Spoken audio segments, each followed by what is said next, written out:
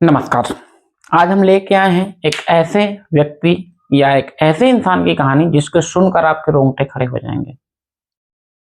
यकीन नहीं कर सकते आप उनकी जीवन परिचय पे, उनकी जीवन शैली पे कि एक ऐसा व्यक्ति था जो इस पृथ्वी पर जिसने जन्म लिया।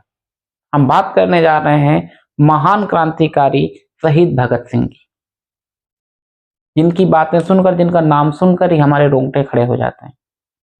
क्योंकि ऐसी परिस्थितियों में उनका जन्म होता है जब हमारा भारत की स्थिति, हमारे भारत की स्थिति कही जाए ऐसी थी कि बिल्कुल अच्छी नहीं थी।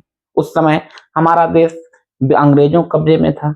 अंग्रेजों कब्जे के साथ साथ हमारे देश में एक तरीके से देखा जाए तो धार्मिक रूप से बंटवारा होने लगा था, या अंग्रेज कहीं ना कहीं इस बात को लेकर सफल हो चुके थे कि बांटो और राज करो।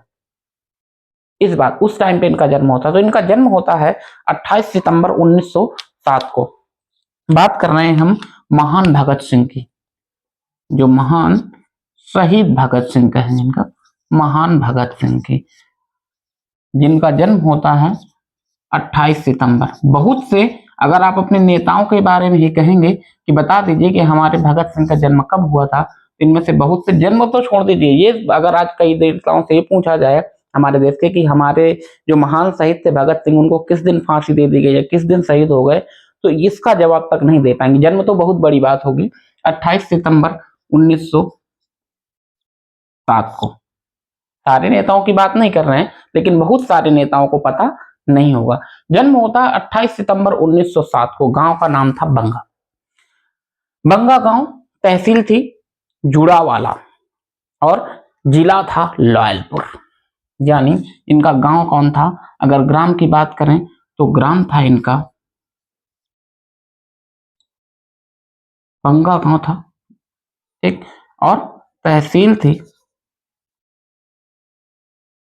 जो तहसील थी वो थी जुड़ावाला और जिला था लॉयलपुर, पंजाब। वर्तमान में ये सारी चीजें कहाँ है? पाकिस्तान में। ऐसा नहीं कि पाकिस्तान वाले लोगों ने यहाँ पे ऐसा कुछ इनको नहीं मानते, पाकिस्तान में भगत सिंह को बहुत अच्छे से माना जाता है और उनके गांव का नाम बदलकर भी भगत सिंह कर दिया गया। यहाँ तक कि वो जिस प्राइमरी विद्यालय में पढ़े थे उस विद्यालय का नाम भी भगत सिंह विद्यालय कर दिया गया है। जन्म होता है 1907 में। तो 1907 की अगर बात करें तो 1905 में ये देखे होंगे बंगाल विभाजन किया था लॉर्ड कर्जन ने। 1905 में बंगाल विभाजन होता है। 1906 में सांप्रदायिक रूप से कांग्रेस से अलग होकर हमारे मुस्लिम बंधुओं ने क्या किया था, एक अलग दल बनाया था, मुस्लिम लीग। और 1907 में कांग्रेस के अंदर ही, सोचिए, जब जन्म होता है 1907 में इस महान क्रांतिकारी का, उसी समय हमारे देश का जो दल था कांग्रेस, उसमें भी विभाजन हो जाता है 1907 में। गरम दल और नरम दल, आप लोगों ने पढ़ा होगा सूरत अधिवेशन में। 1907 में नरम दल और गरम दल दो भागों में तब पड़ा, तब इस क्रांतिकारी का जन्म होता है भगत सिंह का। सोचिए, मात्र 24 साल की अवस्था में इस भगत ने हंसते हंसते फांसी को कबूल किया। किसी प्रकार से, किसी प्रकार के कोई मन में सिकन नहीं, कोई वो नहीं। तो आज हम इनके बारे में ही बात करेंगे। इनके पिता का नाम था सरदार किशन सिंह और माता का नाम था विद्यावती कौर। जब इनके जन्म के समय कहते हैं कि जन्म से पहले इनके पिता और इनके चाचा अजीत सिंह थे और सोरन सिंह। इनके चाचा अजीत सिंह और सोरन सिंह और इनके पिता सरदार किशन सिंह, ये सब कहाँ थे? जेल में थे, क्योंकि ये भी क्रांतिकारी आंदोलनों की वजह से कहाँ पे पहुंच गए थे? जेल में पहुंचे थे। और अपनी उसी दिन, जिस दिन इनका जन्म होता है 1907 28 सितंबर को, उसी दिन ये रिहा होते हैं। और इनकी रिहा होने की खुशी में भगत सिंह का नाम पहले भगत सिंह नहीं, भागों वाला रखा जाता है। भागों वाला नाम रखा जाता है इनका। सोचिए, ये चीज थी भागों वाला, क्योंकि ये माना गया इनके पिता जो थे किशन सिंह और माता विद्यावती कौर जो हैं, वो एक तरह की इतनी खुश थे कि चलो इनके जन्म के दिन ये है, तो इसके मतलब ये बहुत भागों वाला है। सोचिए, इतनी सारी ऐतिहासिक घटना जो 1905 6 7 उस टाइम पे इनका जन्म होता है, तो सोचिए देश में माहौल कैसा होगा। उस माहौल में अपने पिता से, अपने चाचाओं के साथ रहने की वजह से इनके बचपन से इनके अंदर क्रांतिकारी स्वभाव थे।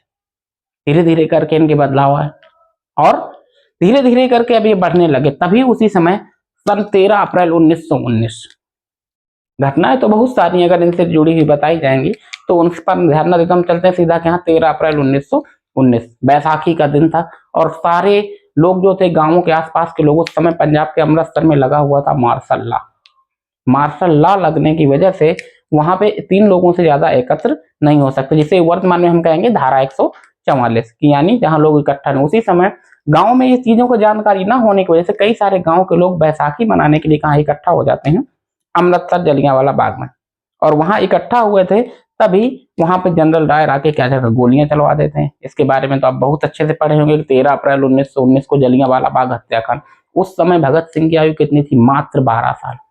जब उनको पता चला कि वहां हजारों लोग मारे गए हैं, तो अपने यहाँ से 12 मील दूर था उनका वहां से गांव, सोचिए वहां से 12 मील पैदल आए और वहां से अपनी मुट्ठियों से मिट्टी भर के ले गए, वहां की जलियांवाला बाग की मिट्टी घर भर कर लेकर जाते हैं अपने यहाँ। सोचिए उस समय 12 साल की उम्र में, जब हम लोगों की किताबों को इन सारी चीजों की जानकारी नहीं, उस समय उनके अंदर क्रांतिकारी की भावना थी। उस समय ये इतना वो हो गए कि उस समय सोचिए 12 वर्ष की उम्र में वहां से वो लेके जाते हैं मिट्टी और पहुंचते हैं अपने गांव। उस टाइम पे समय आगे बढ़ता है, और समय आगे बढ़ने के साथ साथ 1923 में 1922 में जब 1920 में असहयोग आंदोलन होता, तब उम्र इनकी कितनी थी? 13 साल।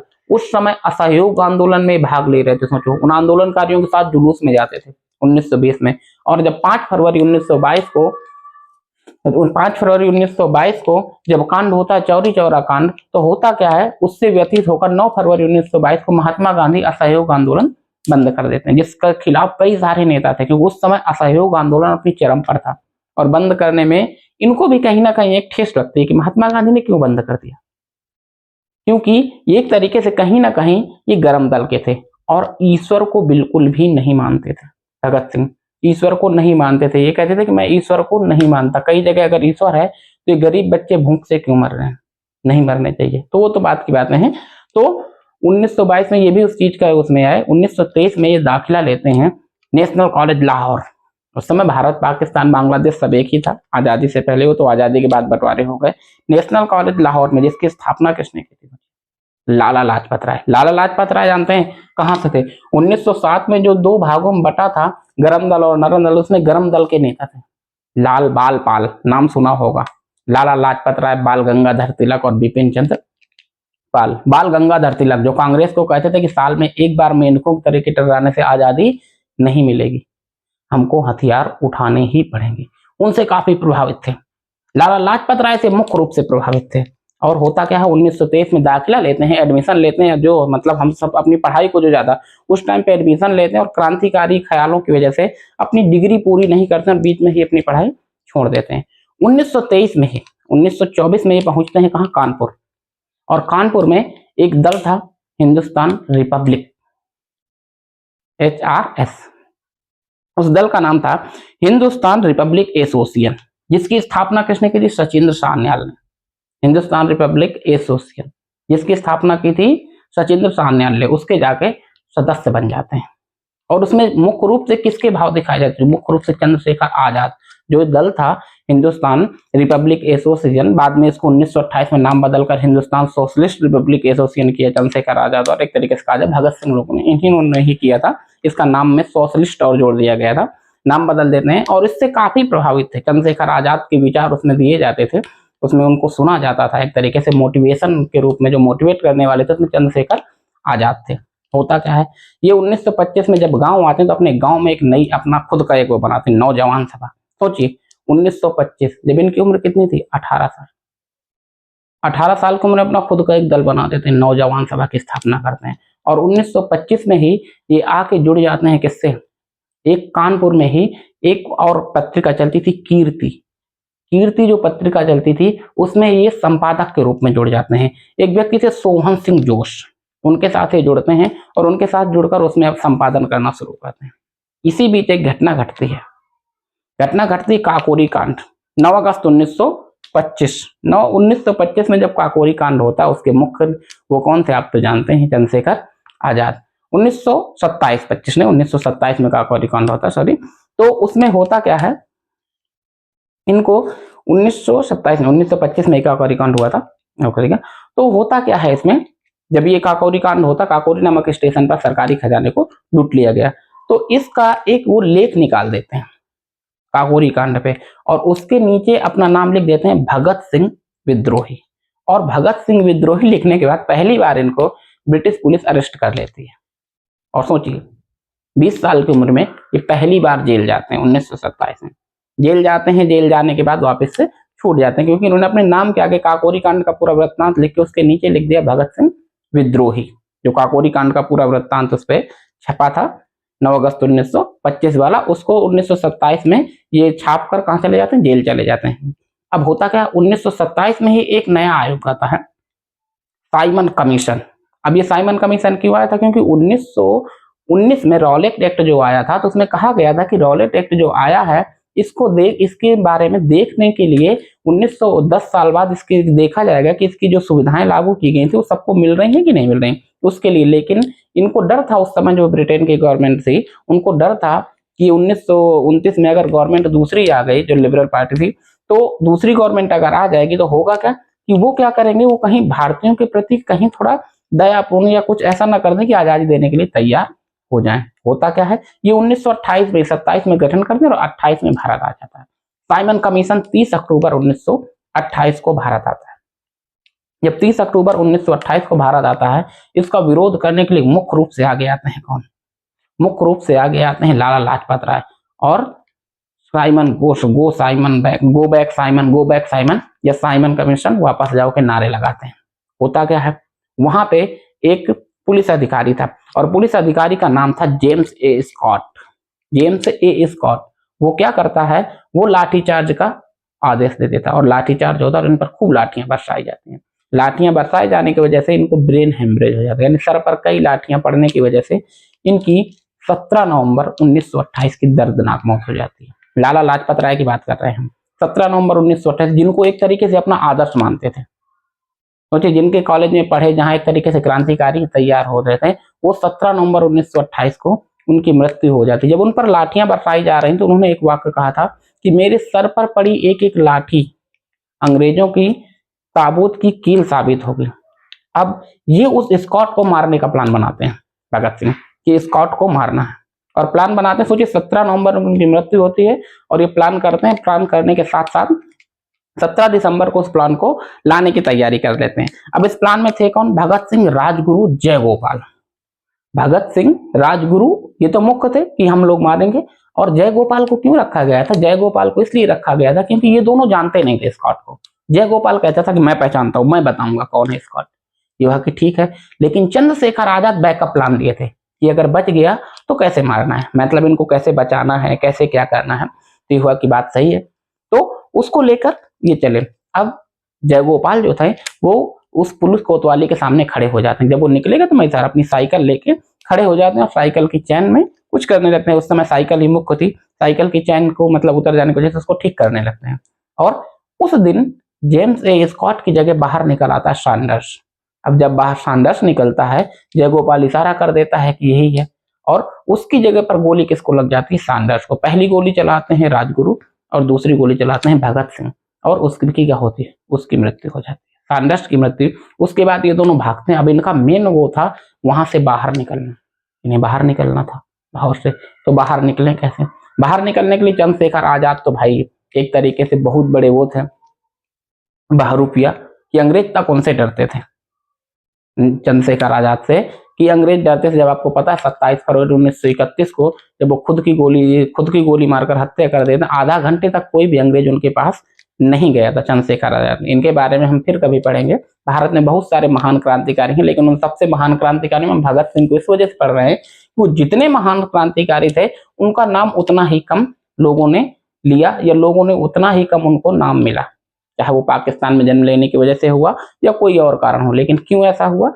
ये तो बात की बात है। अभी हम जानते हैं इन्होंने क्या क्या किया। सोचिए, उनका लाला लाजपत राय की मौत का बदला लेने के लिए स्कॉट को मारने के लिए निकले, और स्कॉट को मारने निकलते हैं और होता क्या है, मर जाते हैं सैंडर्स। अब ये लोग भागने की तैयारी करते हैं। होता क्या है, चंद्रशेखर आजाद तो बाबा बनते हैं और मथुरा चले जाते हैं। ठीक, अब इनके साथ जो भगत सिंह आजाद थे, इनका एक दोस्त था, और दोस्त का नाम था भगवती चरण वोहरा। भगवती चरण वोहरा और उनकी वाइफ जो थी, उनकी वाइफ का नाम था दुर्गा देवी। उनका एक 3 साल का बच्चा था।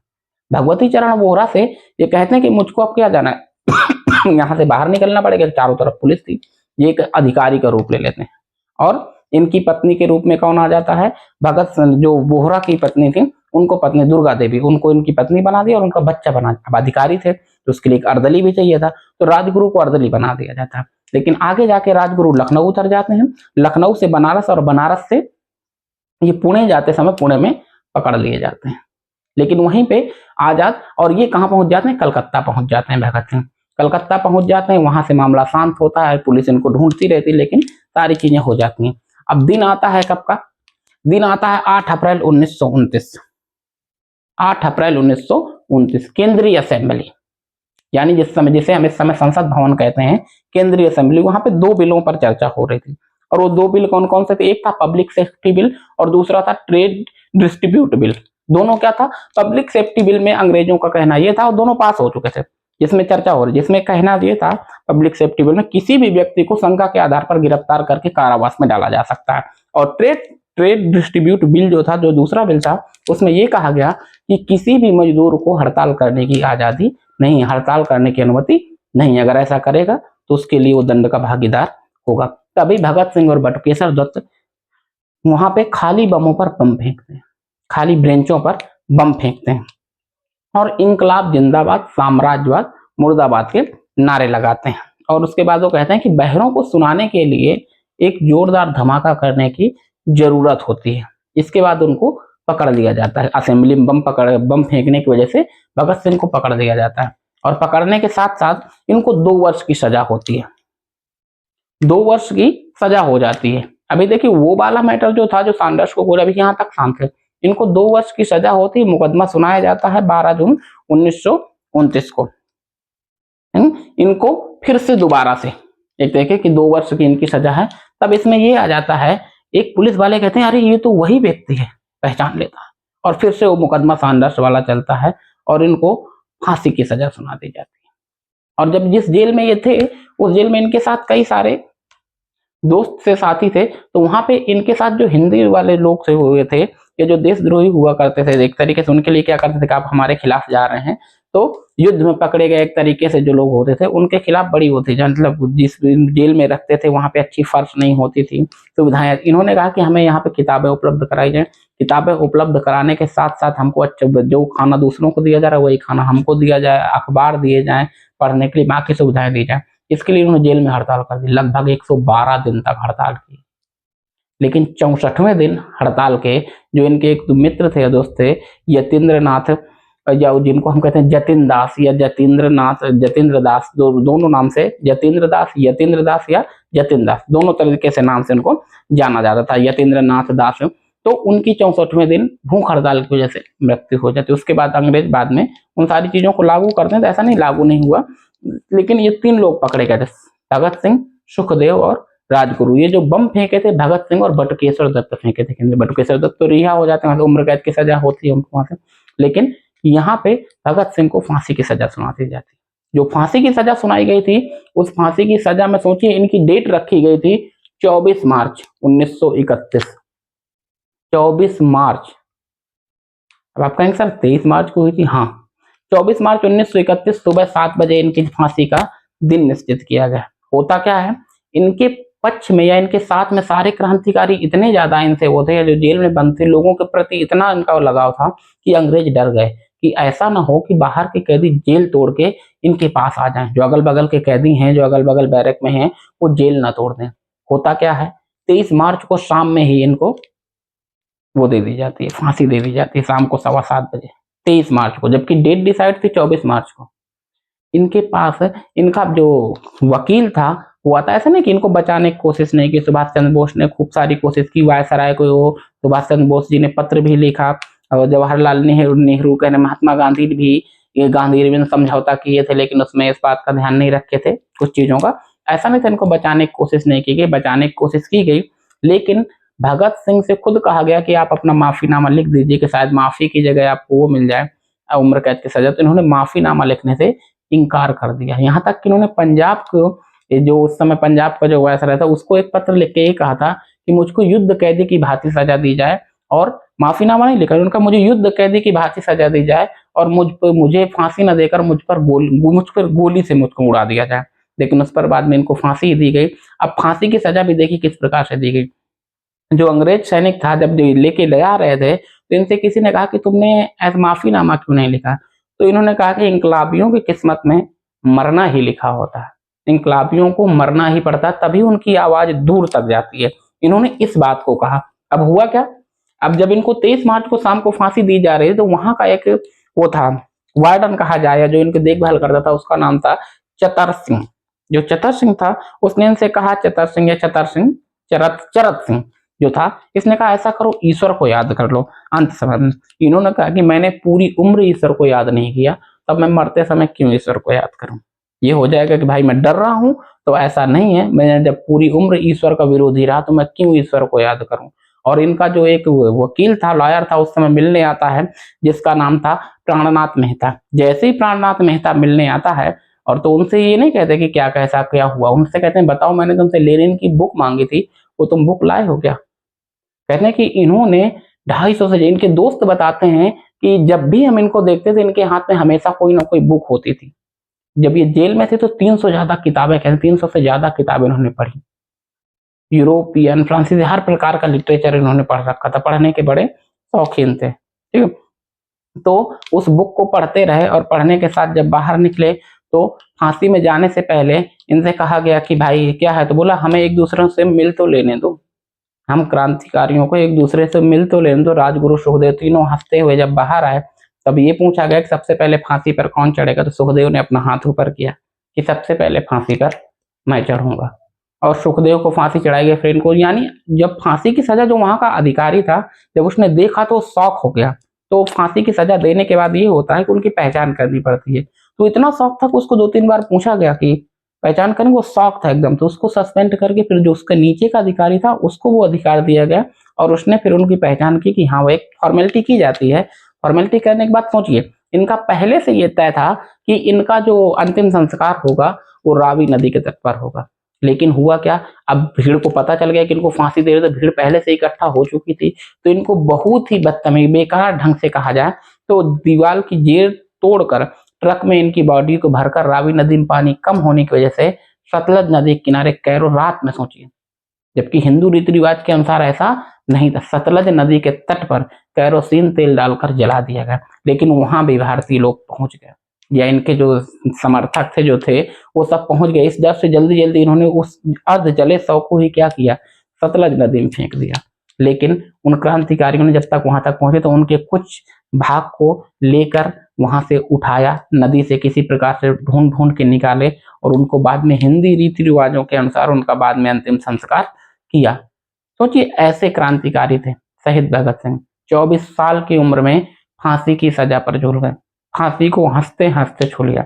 ये थे भगत सिंह, ये कहा जाए ऐसे थे भगत सिंह। तो ऐसा जितना इन्होंने किया, उतना अनुसार उनको मिला नहीं। तो सोचिए, ऐसा कौन आज का व्यक्ति होगा जो 24 साल की उम्र में फांसी की सजा को हंसते हंसते कहेगा कि ये फांसी की सजा मुझे चाहिए। सोचिए, उन्होंने ही नारा दिया था, इंकलाब जिंदाबाद, जब उन्होंने फेंका। ऐसे के लिए जितना सैल्यूट, जितना भी जो कुछ किया जाए कम है। जय हिंद।